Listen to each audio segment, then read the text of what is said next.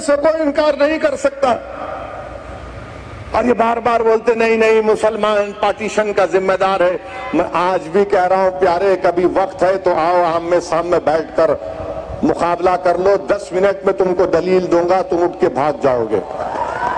हम जिम्मेदार नहीं है पार्टीशन के। क्यों जीबी पंत ने कांग्रेस पार्टी में रेजोल्यूशन दिया? क्यों? अच्छा, आपको मालूम मोहम्मद अली जिन्ना को कायद आजम का ये जो लक़ब कितना मकबूल क्यों हुआ? मौलाना आजाद अपनी किताब इंडिया विंस फ्रीडम में लिखते हैं कि गांधी जी के साथ एक मुस्लिम खातून रहती थी काम करने वाली। उसने उर्दू अखबार में पढ़ा कि मौलाना मोहम्मद अली जिन्ना को कायद आजम लिखते हैं, तो उसने कहा गांधी जी आप जिन्ना को खत लिख रहे हैं, कायद आजम लिख दीजिए। कायद आजम वही बन गए, वो कायद आजम। मौलाना आजाद लिख रहे, मैं नहीं लिख रहा हूं। जब से गांधी ने जिन्ना को कायद आजम लिखा, वो कायद आजम समझना शुरू हो गए। अच्छा, ये पार्टीशन के खिलाफ कौन कौन लोग थे? एक तो जमीयतुल उलमा, फिर उसमें आप देख लीजिए मजलिस अहरार इस्लाम हबीबुर रहमान लुधियानवी। हबीबुर रहमान लुधियानी 10 साल जेल में थे क्योंकि वो पाकिस्तान के खिलाफ थे। फिर ऑल इंडिया शिया कॉन्फ्रेंस पार्टीशन के खिलाफ थी। हुसैन भाई लाल जी उनके बहुत बड़े शियाओं के लीडर थे। सैयद अली जहीर साहब ने जिन्ना को खत लिखकर पूछा कि अगर तुम्हारा पाकिस्तान बनेगा तो शियाओं के लिए क्या होगा? क्या शियाओं के लिए सीटें होंगी? क्या शियाओं को दबाया जाएगा? क्या शियाओं को उनके इमाम बाड़े आजादी से चलेंगे? तो जिन्ना ने जवाब में सैयद अली जहीर को लिखा, ये सब बातें मत करो, ये सब बातों की कोई अहमियत नहीं है, हम इस्लामी मुमलिकत तश्कील देने जा रहे हैं। जिन्ना खुद शिया थे, मोहम्मद अली जिन्ना खुद शिया थे, मगर जो भारत के शिया थे, ऑल पार्टी शिया कॉन्फ्रेंस, हसन भाई लाल जी, सैयद अली जहीर, इन तमाम ने इनकार कर दिया। मेरे अजीज दोस्तों और बुजुर्गों, बताने का मकसद एक ही है कि यकीनन हम मुल्क की 75 साल आजादी मनाने जा रहे हैं और इंशाअल्लाह आइंदा भी 75 साल मनाएंगे। हमारा वतन अजीज इंशाअल्लाह सुबह क़यामत तक आबाद रहेगा। मगर हमारा बोलना यह है कि इसकी बुनियाद, आजादी की बुनियाद किसने डाली? गोडसे ने नहीं डाली। इस मुल्क की आजादी की बुनियाद में सिराजुद्दौला का खून, बक्सर की जंग में मरने वालों का खून, टीपू का खून इसमें शामिल है। सन 57 की जंग आजादी में मरने वाले मुस्लिम उलेमाओं का खून शामिल है। इस जब इमारत बनती है तो बुनियाद जरूरी होती है। इस बुनियाद पर नेताजी सुभाष चंद्र बोस, महात्मा गांधी, मौलाना आजाद, जौहर बरादरान, सरदार पटेल ने मिलकर एक इमारत कायम की।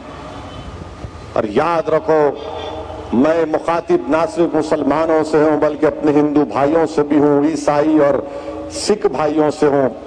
याद रखो, बुनियाद तो बन गई, इमारत तो खड़ी हो गई, मगर याद रखो इस इमारत के ऊपर और छत डालना है, इस इमारत को खूबसूरत बनाना है।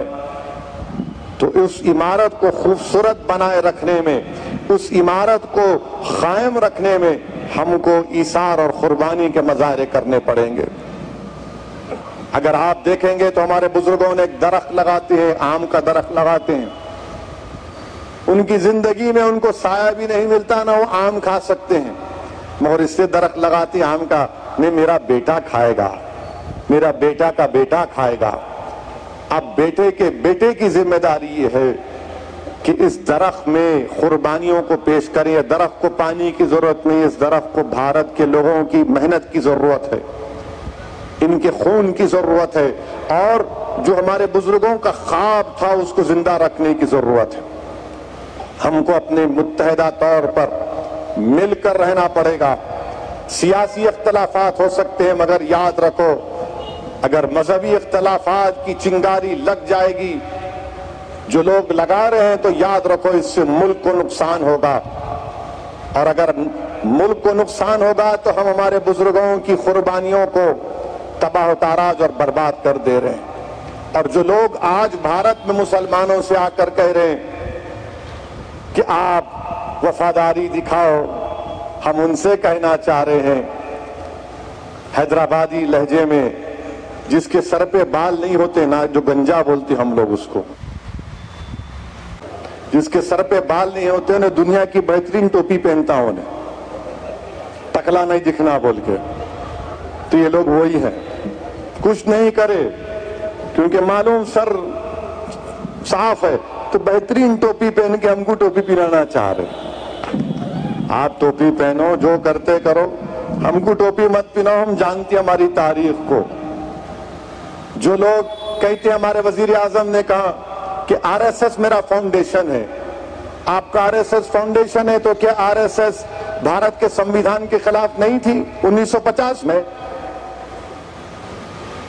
क्या गोलवालकर ने और ऑर्गेनाइजर मैगजीन में नहीं छपा कि हमको मनुस्मृति चाहिए, अंबेडकर का संविधान नहीं चाहिए?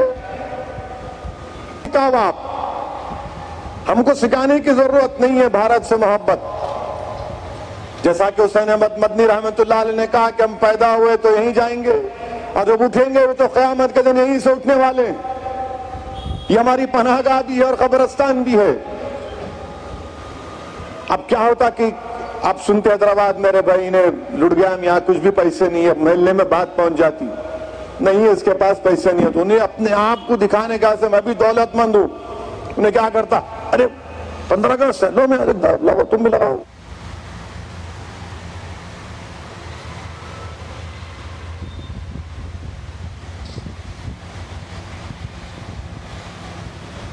तो डंडे लगाओ, पैसे दे रहा हूं सबको। खाजा गरीब नवाज और सारे ने वो बड़ा बिरयानी पकाओ गया दुनिया को दिखाने के लिए कि मैं फकाट नहीं हुआ हूं। तो इनका मामला यही है, दिखाने कुछ नहीं है, फकाट है, मगर सबको दिखा रहे हैं, सबको दिखा रहे। आपकी मोहब्बत जब नहीं थी, इतने नाम मैं लिया हूं, इतने उलमा नाम लिए, आप एक नाम दिखा दो अपना, एक नाम तो दिखा दो अपना। आप कुछ नाम नहीं दिखा सकते। मैं आपसे इसीलिए अपील कर रहा हूं कि नौजवानों को भारत की तारीख पढ़ना जरूरी है। ये कोई सियासी जलसा नहीं है, मगर ना ही ये जलसा किसी सर्टिफिकेट हासिल करने का है।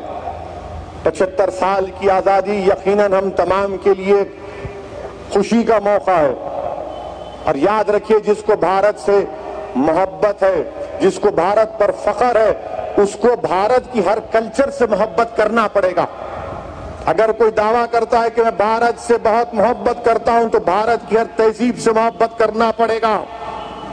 अगर कोई कहता है कि मुझे I am proud to be an Indian, तो जब तुम प्राउड हो इंडिया के लिए, तो तुमको भारत के माजी को भी मानना पड़ेगा। और भारत का माजी कहता है कि मुसलमान इस मुल्क की आजादी के लिए सबसे ज्यादा अपना खून बहा, इस माजी पर भी तुमको फख्र करना पड़ेगा। सिर्फ यही नहीं हो सकता कि I am proud Indian. If you are a proud Indian, you must be proud of your past also. वो हमारा माजी है, जो एक रोशन माजी है। और याद रखो, जो लोग हमको दबा रहे हैं, हम दबने वाले नहीं हैं। हमारी रगों में भी अल्लामा फजल खैराबादी का खून है, हमारे रगों में काफी का खून है, अहमदुल्लाह का खून है, हमारी रगों में महमूदुल हसन का खून है, अहमद रजा का खून है हमारी रगों में। याद रखो, कुर्बानी देना हमारे लिए बहुत आसान है, खून बहाना इस देश के लिए हमारे लिए बहुत आसान है। और आज आप बोलते टेररिज्म, कहां का टेररिज्म? जब जिहाद के फतवे दिल्ली की जामा मस्जिद से दिए गए, वो जिहाद के फतवे दिए गए थे अंग्रेजों के खिलाफ। तो मेरे अजीज दोस्तों और बुजुर्गों, ये चंद अहम गुजारिशात मुझे आप तक कहना था। फख्र से रहिए। और ये बात मैं मानता हूं कि वतन अजीज में आज जो हालात हैं, जो मुश्किलात हैं, इसका अंदाजा आपको भी और मुझे भी है। मगर मेरे अजीज दोस्तों और बुजुर्गों, हिम्मत और हौसले को बुलंद रखना है, हिम्मत और हौसले को बुलंद रखना है। ये बात बिल्कुल सही है। शायद बहुत से लोगों को कड़वी लगेगी मेरी आखिरी बात, कि भारत में अगर सबसे ज्यादा किसी की बेइज्जती की जाती है तो मुसलमानों की। भारत में अगर सबसे ज्यादा कोई गैर महफूज है तो मुसलमान है। भारत में अगर सबसे ज्यादा किसी को नजरअंदाज कर दिया जाता है तो मुसलमान है। ये कोई टीवी की हेडलाइन के लिए नहीं कह रहा हूं मैं, मेरे पास आदाद व शुमार है। मुल्क आजाद जरूर हो गया, मगर गौरक्षकों को जो आजादी है वो आजादी उनको नहीं मिलनी चाहिए। जिनको जबान से गंदगी बकवास बकते हैं किसी समुदाय के खिलाफ, किसी मजहब के खिलाफ, तो उनको आजादी नहीं मिलनी चाहिए बकवास करने की। अब मुल्क तो आजाद हो गया, मगर आजादी का मजा क्या उन गरीबों को मिल रहा है, उन बच्चों को मिल रहा है,